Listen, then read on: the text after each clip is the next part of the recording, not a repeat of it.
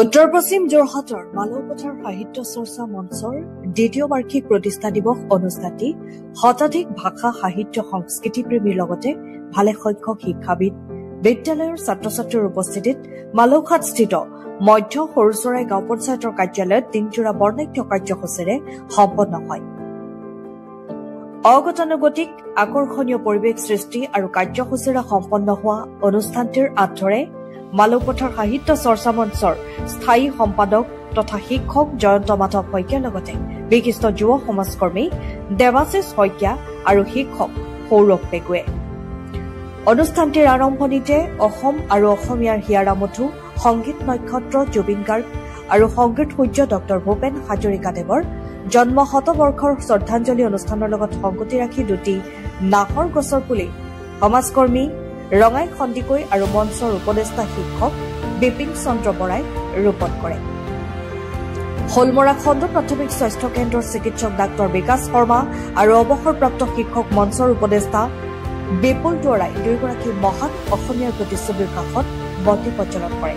প্ৰতিষ্ঠা দিৱসৰ মঞ্চৰ পতাকা উত্তোলন কৰে সাহিত্য চৰ্চা মঞ্চৰ স্থায়ী সভাপতি দিগন্ত ৰাজখোৱাই। পতাকা উত্তোলনৰ পাছতেই মঞ্চৰ কাৰ্যসূচীৰ প্ৰাক্ষণত বন্তি প্ৰজ্বলন কৰে যোৰহাট বিজ্ঞান প্ৰযুক্তি প্ৰতিষ্ঠানৰ পদাৰ্থ বিজ্ঞান বিভাগৰ অৱসৰী মুৰব্বী অধ্যাপক ডক্টৰ বিকাশ কুমাৰ বৰা আৰু সমাজকৰ্মী স্বৰ্ণমণি পাঠক দাসে। ধৰ্মপান ব্যক্তি হৰেশ্বৰ পাঠকে আধৰা এটি সমজুৱা প্ৰাৰ্থনাৰ পাছতেই সাহিত্য চৰ্চা মঞ্চৰ শিশু সদস্যবৃন্দৰ দ্বাৰা এটি মহাপুৰুষ শ্ৰী শ্ৰী শংকৰদেৱ বিৰচিত বৰগীত পৰিৱেশন কৰা হয়। অনুষ্ঠানটিৰ অন্যান্য কাৰ্যসূচীৰ ভিতৰত অতি গুৰুত্বপূৰ্ণ আকৰ্ষণীয় কাৰ্যসূচী আছিল বৃহত্তৰ মালৌপথাৰ গ্ৰামাঞ্চলৰ কেইবাগৰাকীও শিক্ষিত অসমীয়া যুৱ চেলুন ব্যৱসায়িক তেখেতসকলৰ স্বনিৰ্ভৰশীলতাৰ লগতে তেখেতসকলে গঢ়ি তোলা জাতীয় কৰ্ম সংস্কৃতিৰ অতুলনীয় আদৰ্শক মুকলি মঞ্চত সামাজিকভাৱে প্ৰশংসা আৰু স্বীকৃতি প্ৰদানৰ উদ্দেশ্যে সম্বৰ্ধনা জনোৱা হয়। লগতে দুগৰাকী কৰ্মনিষ্ঠ আদৰ্শৱান দৰ্জী কৰ্মত নিয়োজিত ব্যক্তিকো সম্বৰ্ধনা জনোৱা হয়। সাহিত্য চৰ্চা মঞ্চখনীয়া উক্ত অনুষ্ঠানত যোৰহাট চেঙেলিয়াটি গাঁৱৰ যুৱক চেলুন ব্যৱসায়ী ঋতুৰাজ বৰা, মালৌ বৰভেটি গাঁৱৰ দীপ দাস, মালৌঘাট গাঁৱৰ স্বপন দাস, ২ নং সোণাৰীগাঁও কাতিৰাম চুকৰ দেৱজিৎ বৰা, গৰুমৰা বালিয়াটি গাঁৱৰ লাচিত দাস, পৰ্বতীয়া মাধৱপুৰ গাঁৱৰ দিলীপ কাশ্যপ, গোৱালজান গাঁৱৰ দেৱানন্দ ৰহিদাস, নাম গৰুমৰা অঞ্চলৰ পলাশ বৰবৰা, ৰজাঘাট জ্যোতিনগৰ চানু বৰা আৰু মালৌঘাটৰ মুনু বৰা প্ৰতিগৰাকী যুৱ অসমীয়া উদ্যোগী ব্যৱসায়ীক ৰাজহুৱাভাৱে সম্বৰ্ধনা জনোৱা হয়। অঞ্চলবাসী শুভাকাংক্ষী ৰাইজে জাতীয় দায়বদ্ধতাৰে কৰ্ম সংস্কৃতিৰ সমাজ নিৰ্মাণত আদৰ্শ প্ৰতিষ্ঠা কৰা যুৱ ব্যৱসায়ীসকলক সম্বৰ্ধনা জনোৱা মহৎ কাৰ্যৰ বাবে সন্তোষ প্ৰকাশ কৰে। মঞ্চৰ সদস্য তথা বিদ্যালয়ৰ ছাত্ৰ ছাত্ৰীসকলে গীত নৃত্য ঝুমুৰ আদি সাংস্কৃতিক কাৰ্যসূচীৰ পাছতে মঞ্চৰ উপদেষ্টা বিশিষ্ট সমাজকৰ্মী অসমৰ জনপ্ৰিয় সংবাদ মাধ্যম পোহৰ লাইব্ৰেৰীৰ মুখ্য সম্পাদক অমৰজ্যোতি বৰুৱাক তেখেতৰ সামাজিক সেৱাৰ স্বীকৃতিস্বৰূপে অনুষ্ঠানটিত সমজুৱাভাৱে সম্বৰ্ধনা জনোৱা হয়। বিশিষ্ট কবি মঞ্চৰ উপদেষ্টা প্ৰভাত শইকীয়া, যোৰহাট চিকিৎসা বিজ্ঞান মহাবিদ্যালয়ৰ ছাত্ৰ সুকবি মুক্তাৰ আলী, যুৱ কবি বুধিন দৰবধৰা, মঞ্চৰ উপসভাপতি জ্যোতিপ্ৰসাদ দাস, শিক্ষক বিপুল দুৱৰা, কবি গুৰুমৰা উচ্চ ইংৰাজী বিদ্যালয়ৰ প্ৰধান শিক্ষক দেৱজিৎ পাত্ৰসহ সম্পাদক মৃণাল চন্দ্ৰ কলিতা আদিয়ে স্বৰচিত কবিতা পাঠ কৰি সকলোকে আপ্লুত কৰে। দেৱজিৎ পাত্ৰ আৰু মৃণাল চন্দ্ৰ কলিতাই চমু বক্তব্যত সাহিত্য চৰ্চা মঞ্চখনিৰ ভৱিষ্যত কাৰ্যপন্থাৰ বিষয়ে মন্তব্য আগবঢ়ায়। প্ৰতিষ্ঠা দিৱসৰ অনুষ্ঠানটিত মঞ্চৰ আজীৱন সদস্য সকলোকে সম্বৰ্ধনা জনোৱা হয়।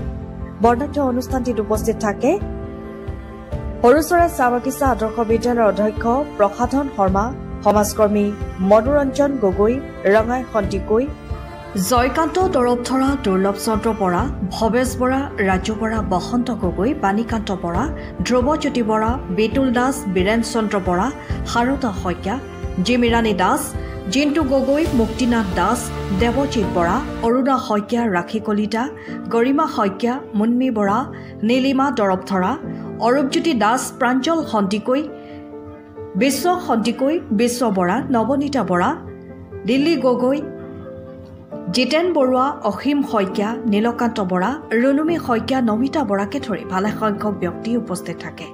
মালৌপথাৰ সাহিত্য চৰ্চা মঞ্চৰ সমাজ সেৱাৰ এনে কাৰ্যাৱলীক অঞ্চলবাসী ৰাইজে সন্তোষ প্ৰকাশ কৰে। ব্যুৰ' ৰিপৰ্ট পোহৰ লাইভ। শ্ৰদ্ধাৰ পোহৰ লাইভ আজি আমাৰ অনুষ্ঠান ভাগত উপস্থিত হৈ আপোনালোকে যি সহযোগিতা আগবঢ়ালে আচলতে এইটো আমাৰ কাৰণেও এটা গৌৰৱ আৰু স্মৰণীয় দিন বুলি আমি অনুভৱ কৰি অনুষ্ঠান ভাগত আয়োজন কৰিছোঁ। মালৌপথাৰ সাহিত্য চৰ্চা মঞ্চ উত্তৰ পশ্চিম যোৰহাটৰ এটা অতি ভিতৰুৱা অঞ্চলৰ এক স্বপ্ৰতিভা বিকাশিত শিশু ছাত্ৰ ছাত্ৰী সকলো মানুহৰ কাৰণে, লিখক সমাজৰ কাৰণে, কবিসকলৰ কাৰণে এখন স্বতঃস্ফূৰ্ত স্বাধীন সমাজ প্ৰদান কৰিবৰ কাৰণে আমি এই মঞ্চ ভাগ খোলা হৈছিল 2023 চনৰ 22 অক্টোবৰ তাৰিখে। আজি আমি দ্বিতীয় প্ৰতিষ্ঠা দিৱস আয়োজন কৰিছোঁ। এই দ্বিতীয় প্ৰতিষ্ঠা দিৱসত আমি এক অগতানুগতিক কাৰ্যসূচী হাতত লৈছোঁ।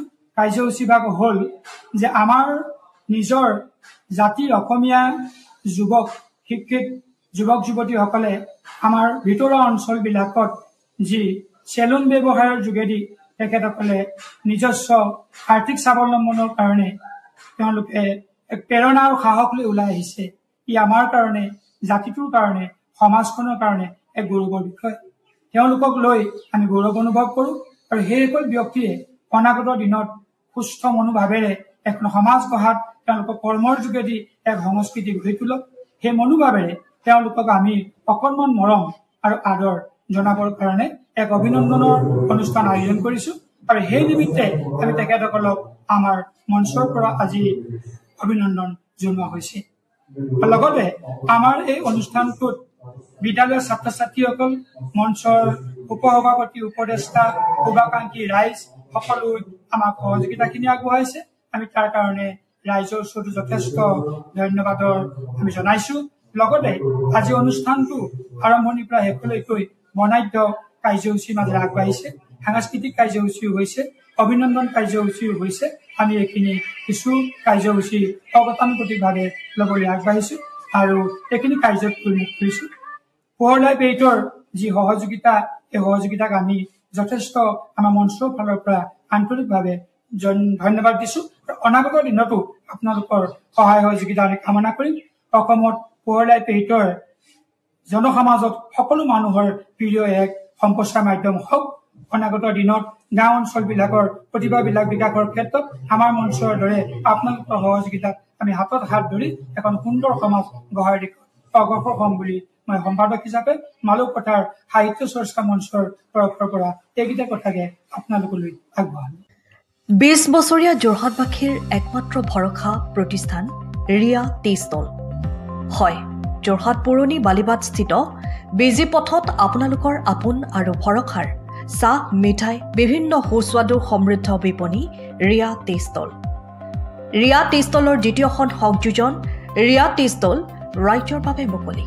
ইয়াত নানান ধৰণৰ বিস্কুট, ব্ৰেড, সুস্বাদু পেষ্ট্ৰি, কেক, চাহ, কফিৰ লগতে বাৰ্থডে কেক উপলব্ধ। লগতে অৰ্ডাৰ মতে যোগান ধৰা হ'ব। তেনেহ'লে পলম নকৰি আহক আপোনালোকৰ প্ৰিয় বিপণী ৰিয়া টি ষ্টললৈ।